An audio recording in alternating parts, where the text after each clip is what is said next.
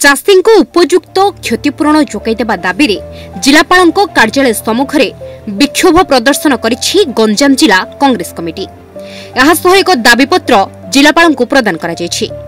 गंजाम जिले में गत लघुचाप जनित लगाण वर्षा 61,000 हेक्टर जमी में फसल नष्ट होइथिबा अभियोग करिछि कांग्रेस।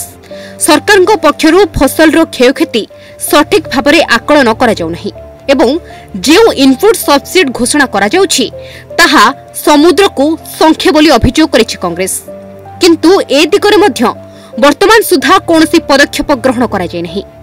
फसल क्षयक्षतिर सठिक भाव पुनः आकलन करबा, क्षतिग्रस्त चाषी को सठिक भाव इनपुट सब्सिडी प्रदान करबा, रिलीफ कोड संशोधन करा जाय भाग चाषी को सहायता प्रदान करबा, बीमाभुक्त चाषी को सहायता, पनीपरिबा चाषी को उपयुक्त क्षतिपूरण, रबी चाष पई कृषकों को इनपुट जोगाण, एफएक्यू मान कोहल करी धान क्रय, कृषि ऋण छाड़, कृषि क्षेत्र में मनरेगा कार्य को त्वरान्वित सह दादन श्रमिक रोकबाकू सुबंदोबस्त करबा पई गंजाम जिलापाल निकट में कांग्रेस पक्षरु दाबी करा जायछि।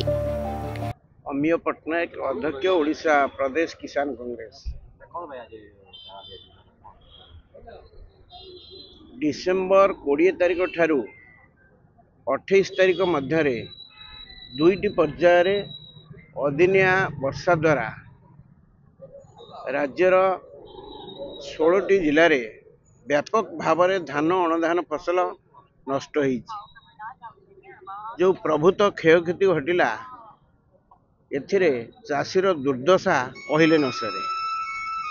विशेष भाव में गंजाम जिले में 22टी ब्लॉक एवं समस्त पौरांचल रे धान अणधान पनीपरिबा व्यापक भाव में नष्ट है। सरकार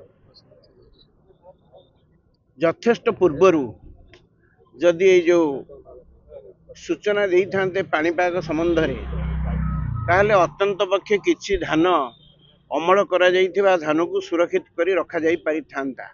जिला प्रशासन एवं राज्य सरकार अपारगता जो धान सुरक्षित करी रखी पाइले नहीं जहाँ अमल करा जाइथिला। एवं डिसेंबर 23 तारिख दिन मंडी खोलिबा कथा गंजाम जिले में, किंतु गत 3 तारिख में खोलिले। आज सुधा भी केवल नड़िया भांगी शुभ दबा एवं ये जो धान मपा जंत्र को पूजा करिया चली गंजाम जिले में। गंजाम जिले में मंडी व्यवस्थित ढंग से एपर्यंत कौटी खोल जाए नहीं। 40% अधिक धान चाषी बिक्री कर सारा पर 1200, 1500, 1800 टंका पर एबे सरकार निद भांगुची धान किणिबे। पाखापाखी गंजाम जिले में 44 लाख हेक्टर 44 लाख क्विंटाल धान किणा जीवापाई लक्ष्य धार्य करा जाइछि।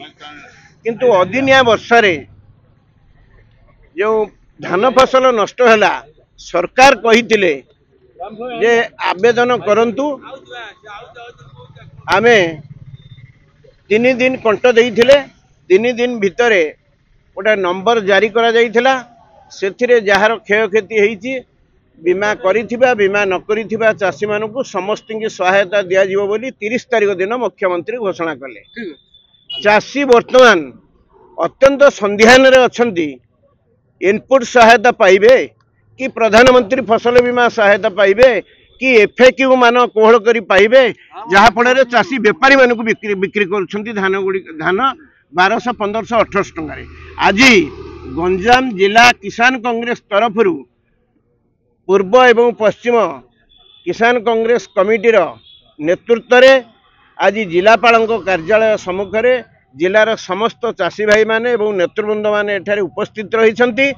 आमे सरकार को चेतावनी दउचु, जिला प्रशासन को चेतावनी दउचु, तुरंत एफएक्यू मान कोहल करी 3100 टंका सब धान किण। मंडी जोठी खोला है तुरंत से मंडी खोल।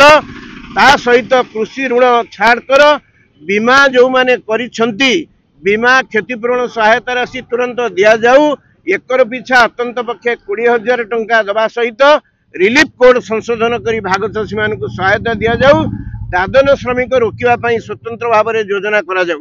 नाले मुख्यमंत्री खाद्य जोगाण मंत्री राजस्व मंत्री गोटिया पर गोटे जो विवृत्ति दौरान पटाघारे चून सदृश कांग्रेस दल दाबी करुच्ची तुरंत एमान क्षतिग्रस्त चाषी मान उपयुक्त क्षतिपूरण दि जाऊ जदि दिया न जाए कांग्रेस कमिटी तरफ आगामी दिन में राजरास्ता को ओल्लैबू एवं आंदोलन को आउरी सकारात्मक ढंग से सरकार विरुद्ध आंदोलन करा। छत्रपुरରୁ जितेन्द्र नायकों रिपोर्ट न्यूज 8 ओडिया।